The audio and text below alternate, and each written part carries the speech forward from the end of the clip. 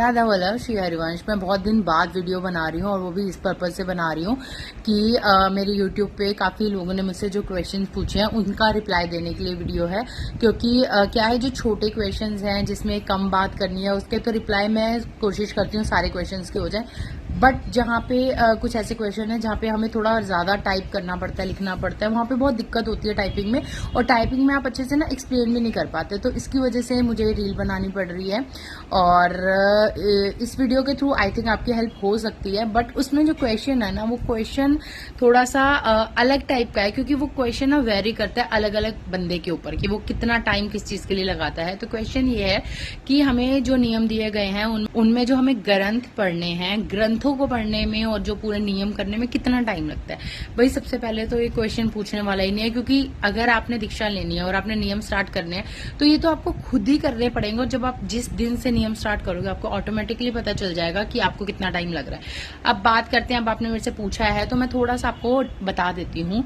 अब जब मैंने नियम स्टार्ट किए थे, मुझे स्टार्टिंग में बहुत टाइम लगता था और मेरे को दिक्कत भी होती थी थोड़ा रीडिंग में कि चलो हिंदी वाली चीजें समझ में आ जाती हैं, पढ़ लेते हैं। संस्कृत में थोड़ा सा इशू आ रहा था, बट जब रेगुलर हम किसी चीज को पढ़ते हैं ना तो वो मुंह पे चढ़ जाती है, ऐसी बात नहीं है। तो वो चीज होती है। और स्टार्टिंग में मतलब सारे नियम, मतलब आप ये लगा लो ग्रंथ पढ़ना, माला करना, और उसके साथ साथ जैसे अगर हम अस्याम सेवा भी कर रहे हैं तो सेवाएं करना, तो पूरे दिन का प्रोसेस है। टू बी वेरी ऑनेस्ट, ये पूरे दिन का प्रोसेस है, क्योंकि अस्याम सेवा में आप जितनी भी सेवाएं कर रहे हैं वो टाइम टू टाइम होंगी, वो पूरा दिन लगेगा उसमें। और ग्रंथों को पढ़ने में अगर आप लग के बैठते हो तो सच्ची बताऊं तो 3 से 4 घंटे कहीं नहीं गए। टू बी वेरी ऑनेस्ट इसलिए बोल रही हूँ क्योंकि अगर आप सारे ग्रंथ डिटेल में अच्छे से वर्ड टू वर्ड पढ़ते हो और उसके अर्थ भी पढ़ते हो, कईयों के अर्थ जैसे पढ़ने हैं, और उसके साथ आप 11 माला भी कर रहे हो तो तसल्ली से, तो आराम से इतना टाइम लग जाता है। अब स्टार्टिंग में मुझे ज्यादा टाइम लगता था। फिर मैं जब अपनी दूसरी उपस्थिति में गई थी, मैंने केलिक उनसे पूछा भी था कि मुझे ऐसे बहुत टाइम लग जाता है, तो उन्होंने बोला कि आप पूरे दिन में कभी भी कर सकते हो। ऐसा नहीं है कि आप एक बार बैठे और आपको तभी करके उठना है, ऐसा नहीं है। जैसे आपने ग्रंथ पढ़ लिए सुबह, ठीक है, माला आप जैसे आपने सुबह माला कर ली, ठीक है, आपके पास टाइम है तो आप अपना ग्रंथ पढ़ सकते हैं। जैसे आप श्री हित चतुरासी जी पढ़ सकते हैं, और उसके बाद आपने राधा सुधा निधि जी और सेवक वाणी जो है वो आप शाम को भी पढ़ सकते हो। और नित्य पाठ रसोपासना है वो भी आप किसी भी टाइम, मतलब जैसे आपको मिलता है तो आप उसके अकॉर्डिंगली पढ़ सकते हो। तो एक दिन में ये पूरे एक दिन के नियम है, ये सिर्फ एक टाइम के नियम नहीं है, पूरे दिन में कंप्लीट कर सकते हो आप। हाँ, अब बात करते हैं अष्टयाम सेवा की। अष्टयाम सेवा में क्या होता है कि अगर आप 3 पहर की कर रहे हो सेवा, 2 पहर की सेवा कर रहे हो, उसके अकॉर्डिंगली टाइम लगता है। जैसे आप सुबह की करते हो, जैसे मंगला कर रहे हो, आप मंगला के बाद आप श्रृंगार कर रहे हो, तो कितना टाइम आपको लग रहा है वो मैटर करता है ना। मतलब मेरे को जितना टाइम लग रहा है जरूरी नहीं है ना मैं स्लो कर रही हूँ या मैं फास्ट कर रही हूँ, कैसे कर रही हूँ। आपको जितना टाइम लग रहा है वो तो आपको पर्सनली आप करके देखोगे तो आपको पता चलेगा। तो इसीलिए उसका मैं कुछ बता नहीं सकती। और मंगला का टाइम जैसे बोलते हैं कि सुबह मंगला कौन से टाइम पे करनी है, ये भी क्वेश्चन आया था। तो मंगला देखो 5 से 6 के बीच में, वैसे तो 5 से 6 के बीच में हो जानी चाहिए मंगला, मतलब 5:30 बजे कर लो, 6 बजे कर लो, तो मंगला हो जानी चाहिए। बट अगर आप गृहस्थ के अंदर हो, थोड़ा सा टाइम ऊपर नीचे अगर आपका हो रहा है तो मतलब वो कहते हैं कि इतना दिक्कत वाली बात नहीं है, आप उसके अकॉर्डिंगली भी मंगला कर सकते हो। बट हाँ, ये नहीं कि आप 9 बजे उठ रहे हो तो 9 बजे मंगला हो रही है, वो मंगला का टाइम नहीं है। मैक्सिमम कहते हैं कि 6 बजे से पहले पहले आप कर लो तो अच्छी बात है।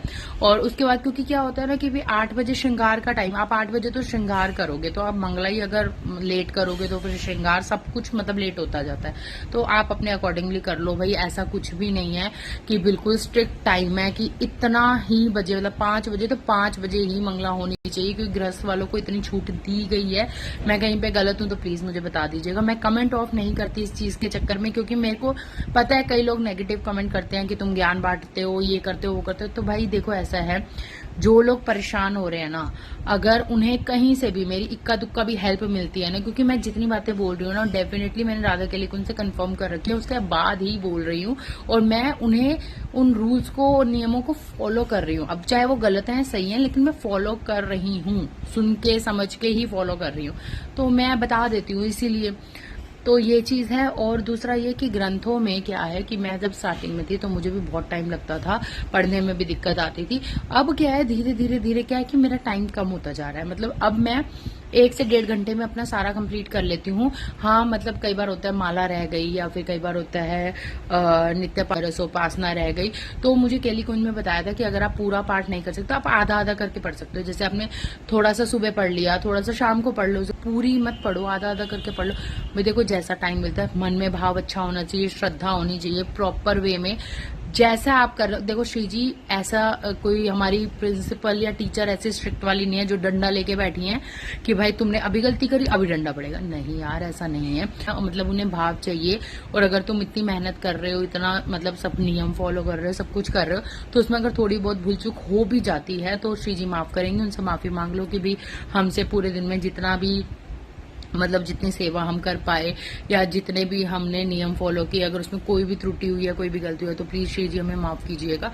तो इस तरीके से मतलब हो सकता है, सब कुछ पॉसिबल है। तो इतना ना इस चीज को ना प्रेशर में आके या फिर इस चीजों को ना बहुत बड़ा बनाने की जरूरत नहीं है। नॉर्मल नियम दिए गए हैं, नियम जितने फॉलो कर सकते हो करो। फिर राधा केली कुंज में जाके आप पूछ भी सकते हो कि मेरे से ये नियम नहीं हो पा रहे हैं, या मैं ये नहीं, तो वो सबका सब्स्टिट्यूट बताते हैं भाई। वो बिल्कुल भी ऐसा नहीं कहते कि नहीं अगर नहीं कर पा रहे तो आपकी दीक्षा तो पॉसिबल नहीं, आपसे तो हो नहीं रहा। ऐसा नहीं है भाई, नहीं होगा। इतना प्रेशर मत लो। मैं भी बहुत स्टार्टिंग में लेती थी, एक एक चीज पूछना, एक एक चीज करना, भाई मैं कोई गलती तो भाई इतना नहीं है। सीरियसली बता रही हूँ, क्योंकि अब मेरे को इतना टाइम हो गया उपस्थिति देते हुए, मेरी 4th उपस्थिति आने वाली है, तो मैं नहीं मानती इस चीज को। क्योंकि अब जो है ना वो भाव जुड़ रहे हैं, अब ये चीजें मैटर नहीं करती। अब तुम्हारा खुद का मन करता है नियम फॉलो करने का, पाठ पढ़ने का, माला करने का, और तुम्हारी स्पीड भी जब बन जाती है, थोड़ा थोड़ा तुम्हें मतलब जब तुम रीड करते हो तो तुम्हें सारे वर्ड्स मतलब फैमिलियर से लगने लग जाते हैं, तुम पढ़ पाते हो एक एक शब्द को, तो तुम्हें अच्छा लगता है पाठ करना और सब कुछ करना। स्टार्टिंग में दिक्कत आती है। और हाँ,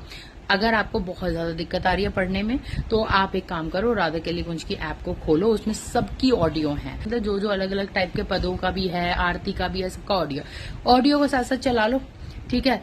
साथ साथ अपना ग्रंथ लेके बैठो, ग्रंथ में पढ़ते रहो, ऑडियो सुनते रहो। थोड़े थोड़े जो वर्ड्स आप पे गड़बड़ हो रहे हैं वो ऑडियो के साथ क्लियर हो जाएंगे, और आपको पता चल जाएगा कि मेन जो मुझे लगता है दिक्कत आती है वो आती है राधा सुधा निधि जी को पढ़ने में, क्योंकि उसमें संस्कृत है और उसके जो वर्ड्स हैं वो बहुत लंबे हैं। लंबे को ब्रेक कैसे करके पढ़ना है वो मैटर करता है, और वो आपको समझना पड़ेगा। और वो आप सिर्फ ऑडियो सुन के ही समझ सकते हो, आपको अदरवाइज नहीं पता चलेगा कहाँ पे ब्रेक लेना है, कहाँ पे स्टार्ट करना है। 2-2 करके पढ़ने हैं, 3-3 वर्ड पढ़ के करने हैं, जैसे भी करना है उसे ब्रेक करके ही पढ़ना पड़ता है, अदरवाइज वो जो श्लोक हैं वो नहीं पढ़े जा सकते। तो इसका आप ध्यान रख लेना। बाकी इतनी कोई दिक्कत नहीं है यार, इतनी टेंशन मत लो, श्री जी सब संभाल लेंगी। सच्ची बताऊं, मैंने उन लोगों से भी बात कर रखी है जिनकी दीक्षा हो गई है और वो वहां पे कुछ बता भी नहीं पाए, उनकी भी। और इवन 1 महीने वालों को भी मैंने सुना है, वहां पे जब जाती हूँ तो बात हो जाती है कि जिनकी मतलब 1 महीने बाद बुलाया, जैसे वो बहुत पहले से रूल फॉलो कर रहे होंगे या कुछ ऐसा, 1 महीने बाद उनकी दीक्षा हो गई।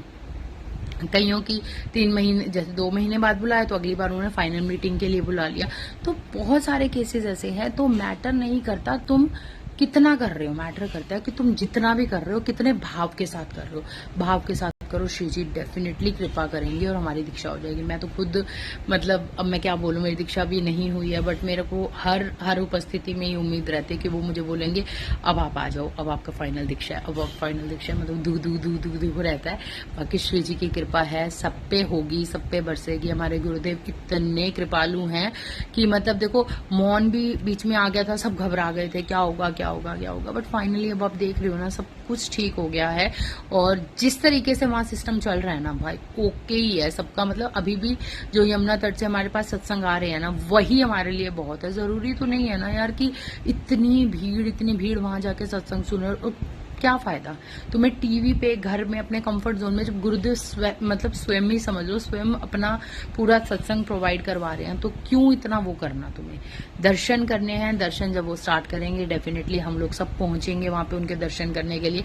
बट फिलहाल के लिए नियम फॉलो करो, और डरने वाली बात नहीं है। अपनी उपस्थितियां देते रहो और गुरुदेव का नाम लेते रहो, अपना राधा वल्लभ का नाम लेते रहो। राधा राधा राधा जितना जप सकते हो जपो, और राधा वल्लभ श्री हरिवंश।